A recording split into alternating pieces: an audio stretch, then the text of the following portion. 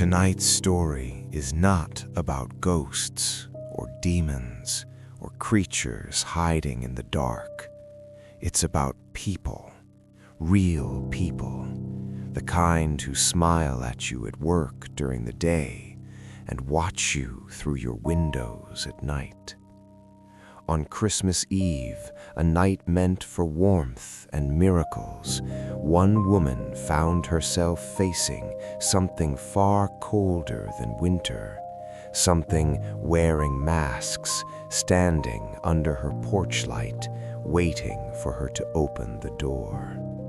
Settle in, turn off the lights, and listen closely, because this story isn't just terrifying.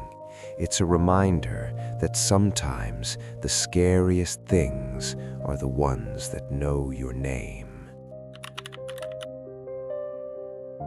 I used to think Christmas was the safest time of the year. The warm lights, the soft music, the feeling that nothing truly bad could happen when the world was wrapped in decorations and nostalgia. But that was before the year everything changed, before I learned that monsters don't hide in closets or under beds. Sometimes they wait for you on Craigslist. 3 years ago, when I was a broke college junior, I stayed behind in my off-campus rental house to work extra warehouse shifts while my roommates went home early for the holidays. I told myself it was practical, responsible, but by December 23rd, the silence in that house had become unbearable. No footsteps, no voices, not even the usual background noise of people existing nearby. Just me and the draft creeping through old windows.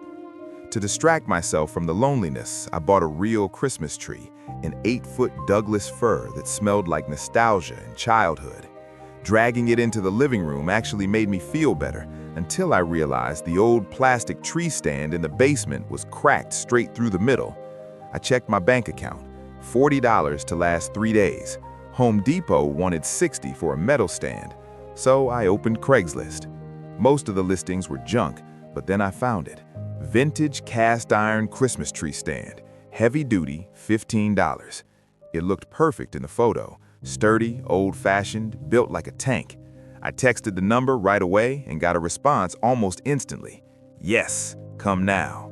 The address was in a quiet, upper-middle-class neighborhood called Oak Haven, a place where people shoveled their driveways and hung wreaths and waved at neighbors. At least, that's what I expected. But as I drove closer, something felt wrong. House after house was lit up with decorations, inflatable Santas, blinking lights, glowing reindeer, until suddenly, nothing. The block the seller lived on had holiday cheer everywhere except at one house, his house. It sat in total darkness except for a single weak yellow light coming from somewhere in the back. No wreath, no tree, no lights.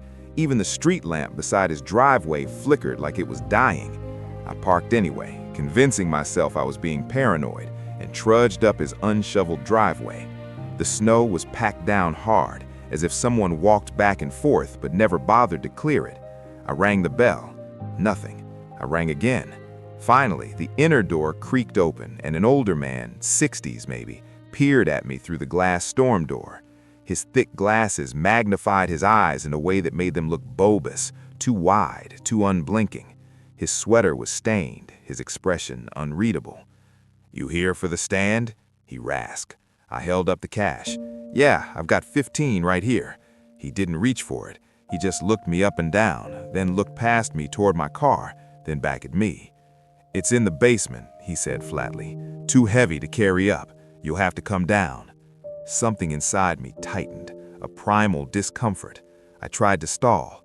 "Is anyone else home? I don't want to track snow in." "My wife is asleep," he lied. The house behind him was silent, not quiet, but empty silent, dead silent. "Take off your shoes," he insisted. "Come on, I want to show you it fits your tree. Got a trunk down there to test it." "It's fine," I said quickly. "Really, if it doesn't fit, no big deal. Could you just bring it up?" "No." His tone sharpened. "You need to see it." He stepped back into the dim hallway, gesturing for me to follow him into the darkness. Every instinct I had screamed at me to run. I forced a shaky smile and said, "Tell you what, I'll give you 20. Keep the change. Just bring it here." He stared at me for a long, uncomfortable few seconds, as if deciding whether to insist. I swear his eyes looked wet, almost manic behind the glass. Finally, he grunted, "Wait here," and disappeared down the stairs. I kept my hand on the storm door handle the whole time, ready to bolt if he tried anything. A minute later, he reappeared, dragging the heavy green metal stand behind him. He dropped it on the floor with a loud metallic thud. I passed him the 20 through the cracked door. He snatched it without saying thank you or Merry Christmas. As I turned to leave, he called out to me, "Hey," I froze. "You got a nice car." "My rusted Honda?" Thanks. "You live near campus?" "No, yeah, far away, across town." He didn't blink, just nodded once and said, "Drive safe," in a tone that made it sound less like a courtesy and more like a warning. I pulled away as fast as I could, and when I glanced at the rearview mirror, he was still standing in the doorway, staring at me until I turned the corner. Back home, my fear ebbed a little. I told myself I'd overreacted. Maybe he was just socially awkward. Maybe the house was dark because he didn't celebrate Christmas. The stand itself was perfect, solid, cast iron, heavy, old. I started loosening the red screws, preparing to mount the tree, when I heard something rattling inside one of the hollow legs. I turned the stand over. There was a strip of black electrical tape covering a small opening. Odd, the tape looked new. My hands felt suddenly cold as I peeled it back. Inside was a tiny square device. I pried it out with a screwdriver. When it dropped into my palm, I almost dropped it. It was a Tile Pro GPS tracker. The little LED light was blinking. A GPS tracker inside a Christmas tree stand. There is no reason, no sane reason, to hide a tracker inside something you're selling to a stranger, unless you want to know where they live, unless you plan to come find them. My heart slammed against my ribs. I smashed the tracker to pieces with my boot, flushed the remains down the toilet, then barricaded my front door with a baseball bat and sat awake all night. Morning came, but the fear didn't fade. It only grew stronger when I looked out the kitchen window. The snow was smooth, untouched, except for one set of deep boot prints. They came from the back fence, walked straight to the kitchen window, and stopped. Whoever made them had stood there for a long time, watching me, listening, waiting. The tracks didn't return to the fence. They went around the side of the house and disappeared toward the street. I called the police. They barely looked at the scene. Without the tracker, without evidence, they treated it like nothing. Probably someone cutting through yards. Just keep your doors locked. They didn't understand. Someone had followed me home. Someone had stood outside my window in the middle of the night. I bought 3 security cameras that afternoon, front door, back door, and living room. The next few days were quiet, too quiet. By December 28th, I started to believe maybe the worst was over. A friend invited me out for dinner. I didn't want to go, but staying home alone was driving me insane, so I went. When I left at 8 p.m., I checked the cameras. Everything was normal. When I returned just before midnight, the front door was hanging open, not just unlocked, kicked open, splintered wood, bent hinges. I backed away in my car and called 911. The police cleared the house and told me it looked like a break-in, but I knew better. I opened the camera app and scrolled to the motion alerts. My blood ran cold when I saw the timestamp, 8:45 p.m., 45 minutes after I'd left the house. The video loaded slowly, grainy in night vision. Then the front door exploded inward, and the man from Oak Haven stepped inside. Same glasses, same filthy sweater, same heavy build. But now he wore gloves, and in his right hand, a metal baseball bat. He didn't rifle through drawers, he didn't go for electronics. He stepped into the center of the living room and listened, perfectly still. Then he let out a furious, animalistic sound and smashed the lamp, the end table, the Christmas tree. Glass ornaments shattered across the floor. But then he stopped again. He began searching, not for valuables, for me. He stabbed the bat into the couch cushions, checking for a body. He opened the closet, checked behind doors. He walked down the hallway to my bedroom. The second camera picked up audio of him tearing apart my mattress. Then he walked back into the living room and stood directly in front of the bookshelf, directly in front of the hidden camera, staring at the room with a look I'll never forget, a look of rage mixed with disappointed hunger. And then he whispered, clear as day, "Where are you?" Those words still replay in my head. He paced the living room for nearly 10 minutes. He was waiting for me to come home, waiting for me to walk through that broken door so he could ambush me. When he finally left, he grabbed my laptop and an envelope of emergency cash, not because he wanted them, but because he wanted the police to think this was just a burglary. But when I showed the footage to the officers, everything changed. They ran facial recognition. The man wasn't the made-up name from the Craigslist number. He was Arthur Vance, a convicted felon with a history of aggravated assault, stalking, and unlawful imprisonment. He had been released from prison just 6 months before, and the house in Oak Haven, it wasn't his. It had been empty, foreclosed, abandoned. He had broken in, changed the locks, and lived there long enough to post items on Craigslist to lure people in. In the basement, the police found dozens of items staged for selling, and in the far corner, a heavy metal chair with zip ties attached to the arms and legs. That was why he wanted me in the basement. That was why he insisted I had to see the stand for myself. If I had stepped inside that house, if I had stepped foot on those basement stairs, I would never have walked back up. The police issued a warrant, but Arthur vanished.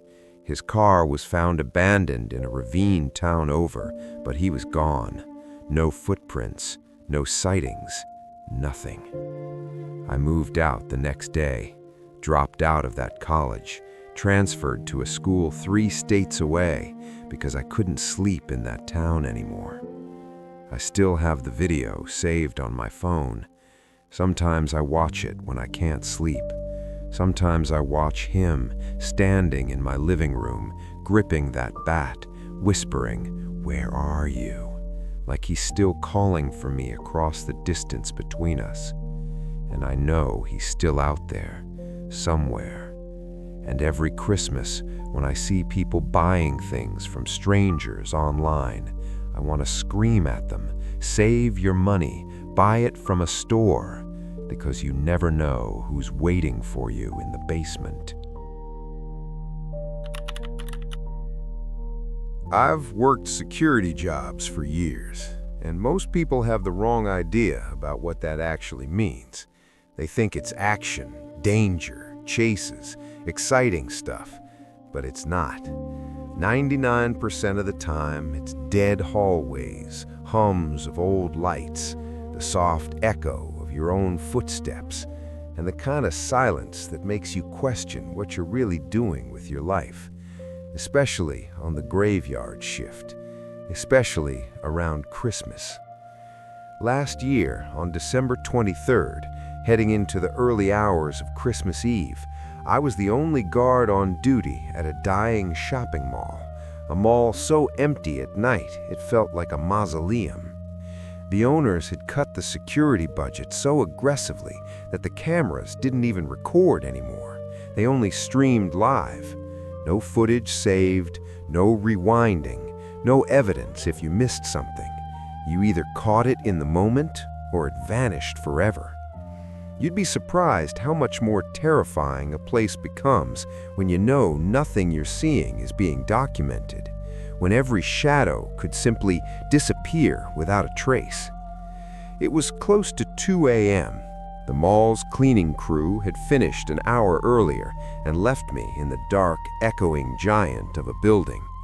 I sat in the security office, a cramped room stuffed at the end of a back hallway behind the food court, flipping through the live feed on the monitors as I sipped a cup of lukewarm coffee. The holiday display was still set up in the center court, Santa's village. Fake snow, a little red-roofed cabin, candy canes towering over it, animatronic elves frozen mid-task because the power to them was cut at night, and the big velvet Santa throne sitting right in the middle like a spotlight waiting to be on again in the morning. I clicked to camera 4, which faced that display. At first, it looked normal, until I leaned in. Someone was sitting in the Santa chair. It was extremely clear, a figure slumped back in the bright red throne, dark clothing, a hood pulled up, still, completely still, no movement, no shifting, no signs of life, just sitting there. For a few seconds, my heart actually forgot how to beat. It felt unreal, like a glitch on the feed. But the longer I stared, the more I knew it wasn't a glitch. Someone had gotten into the mall. Someone was sitting in Santa's chair at 2 a.m. in the dark, staring straight ahead like they were waiting or watching. At first, I told myself it was teenagers messing around, the kind who hide until closing so they can film pranks at night. Annoying, but harmless. I grabbed my flashlight and radio, though nobody else was listening that night, and made my way through the mall. Walking through a shut-down shopping mall at 2 in the morning is a unique kind of unsettling. The lights are dimmed to save power. The mannequins in store windows look like silhouettes frozen mid-movement. Every sound echoes back at you like something is following you, matching your pace. The air is cold enough for you to see your breath because the HVAC cuts down at night. I tried to convince myself it was nothing, but every step closer to the center court made the air feel heavier. As I turned the corner by the escalators, I lifted my flashlight and shouted, "Mall security! Whoever's here, you need to come out!" My voice ricocheted through the entire West Wing, and I hated how alone it made me sound. I stepped into Santa's village, crunching the fake snow under my boots. The elves looked even more disturbing up close, their painted eyes reflecting the beam of my flashlight like something alive. One of them stuck with its arm raised mid-hammer swing, like it was frozen just before hitting something. But the chair was empty. Not just empty, the velvet seat was warm. I put my gloved hand on it, and I swear the heat from a human body was still radiating through the fabric. Whoever had been sitting there had left seconds before I arrived. I turned in a slow circle, sweeping the flashlight across the display. The silence was suffocating. I shouted again, trying to sound more confident than I felt. "Come out, now! Police are on their way!" They weren't. I hadn't called them. No movement, no sound except the low hum of vending machines in the food court. Then, I noticed something on the tiles past the village display. Faint, wet footprints melting into the floor. Dirty prints from snow-soaked shoes. They led away from the chair toward the employees-only double doors that opened into the service corridors. I followed them. The doors swung shut behind me, muffling the already thin sounds of the mall. The service hallway was dim, concrete, industrial, ugly, cold. My boots echoed so loudly, it felt like I was announcing my presence to every unseen thing in that corridor. At the end of the hallway was the south loading bay door. The heavy metal door had been propped open with a brick. A freezing winter breeze blew into the mall, swirling dead leaves across the concrete. I assumed the intruder had slipped out when they heard me approaching, that they had disappeared into the night. I kicked the brick away and slammed the door shut, locking it hard. Then I called my manager, Greg, waking him up to tell him about the breach.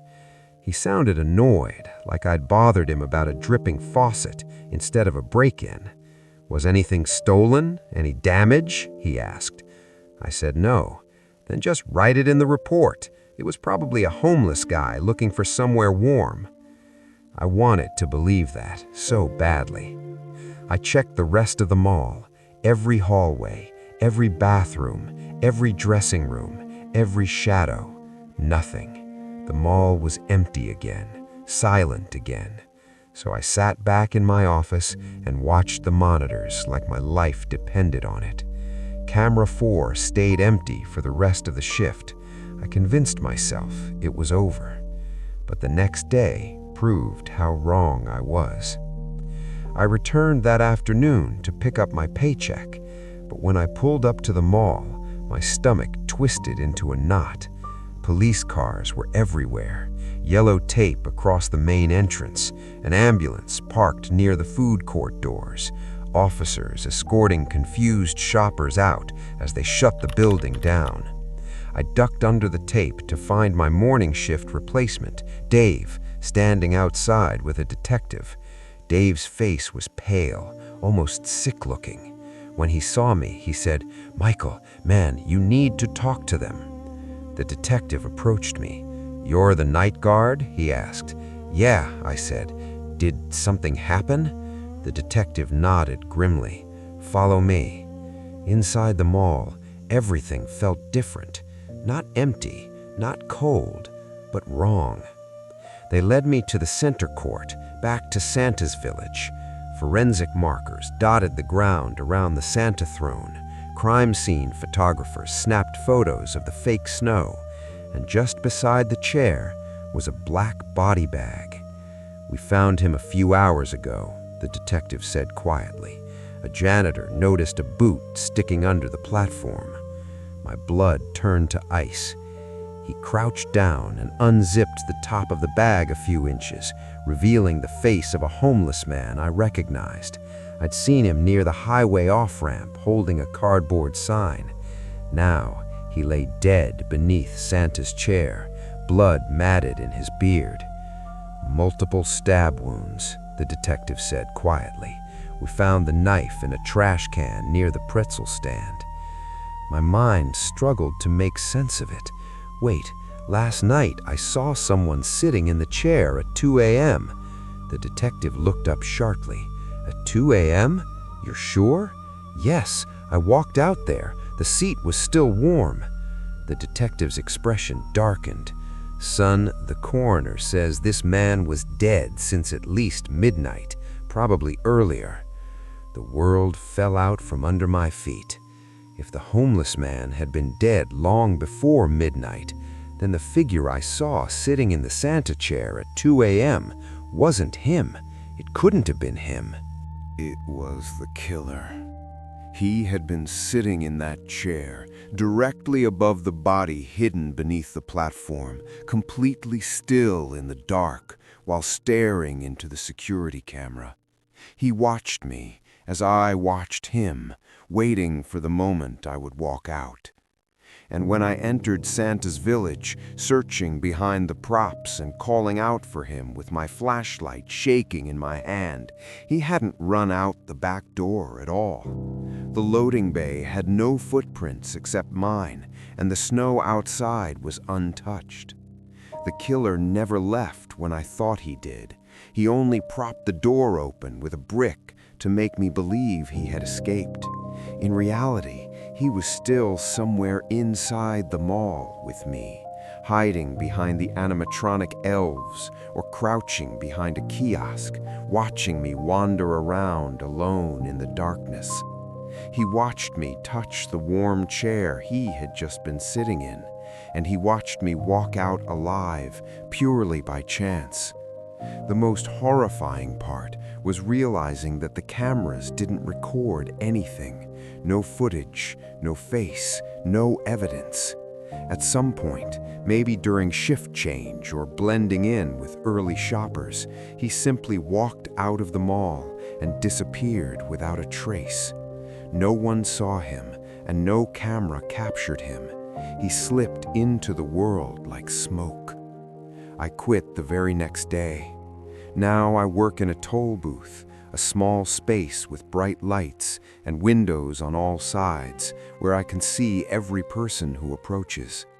And every Christmas Eve, when the malls fill with Santa displays and children lining up for photos, I remember the warmth of that empty chair, the footprints in the snow, the loading bay door left open, and the realization of what had happened beneath that platform. And I remember that for almost an entire hour, I walked alone in the dark with a killer who never made a sound.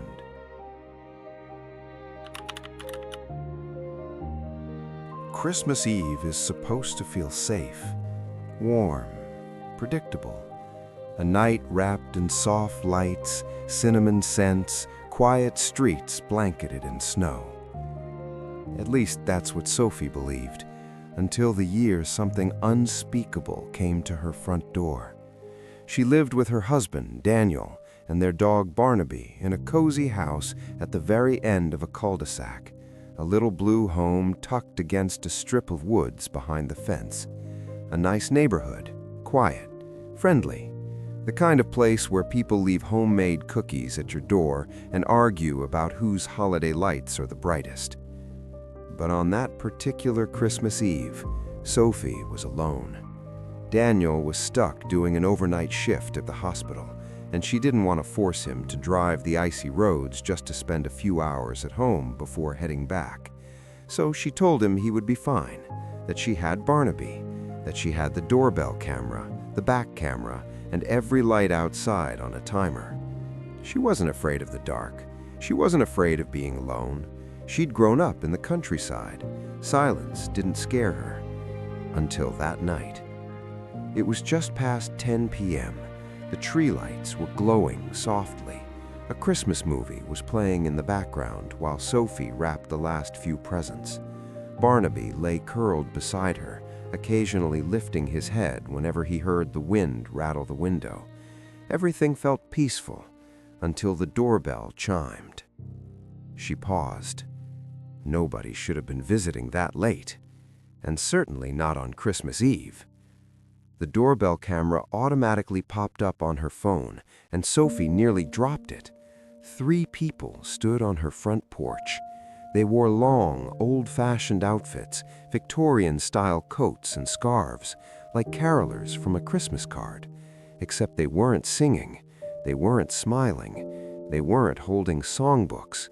They were just standing, perfectly still, and staring directly into the camera, as if they were staring straight at her. Sophie felt a cold shiver creep from her neck down her spine. Their faces were pale beneath the porch lights, unmoving, expressionless. One of them, a tall woman with impossibly dark eyes, tilted her head slightly, as if listening, as if trying to hear something inside the house. Barnaby barked, low and uneasy. Sophie muted the TV and continued watching the live feed, waiting for them to say something, Merry Christmas, church fundraiser, anything. But they didn't move, they didn't speak, they just stood there, breathing faint clouds into the cold night air. After nearly a full minute of silence, Sophie gently hit the speak button on the doorbell app. "Hi, can I help you?" Her voice trembled more than she intended. The carolers didn't answer, they didn't even flinch. The tall woman leaned closer, peering into the lens, as though trying to look through it into the house. That was the moment Sophie felt something deeper than fear, something instinctive, primal, telling her not to open the door under any circumstances. She whispered to Barnaby, "It's okay, boy," though she was trying harder to calm herself than the dog. She backed away from the door and watched as one of the figures finally stepped down from the porch, motioning to the others. All 3 walked out of view, disappearing into the shadows near the side of the house. Sophie held her breath. Then the back camera pinged. Her phone vibrated with a motion alert, and the screen switched to the live feed from the rear of the house. And there they were, 3 masked people at her sliding glass door. Not the same 3 from the front porch. These were different. Their masks covered with plain white masks, the kind you'd see at a cheap costume store. One was kneeling near the bottom of the door, attempting to pick the lock. Another stood guard. The third pressed their masked face right against the glass, as if trying to see through the curtains. A high-pitched whine escaped Sophie's throat. She backed away until her shoulder hit the kitchen counter.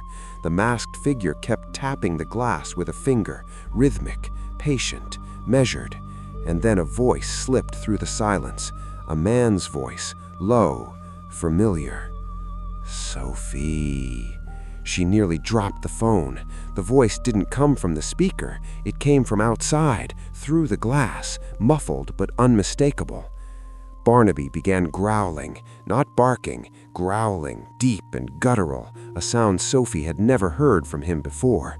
Then the man outside laughed. "Missed you at the office party, Sophie," he whispered. "We were hoping to see you." Her blood froze. Office party. Whoever these people were, they weren't random intruders. They knew her. They knew where she lived. They knew she was home alone tonight. Sophie backed away from the sliding door as quietly as she could, dragging Barnaby with her. She locked herself in the hallway bathroom, hands trembling so violently that she could barely turn the deadbolt. Barnaby stood pressed against her legs, trembling but ready to defend her. Her phone buzzed again. Another motion alert. Then another. Then glass shattering.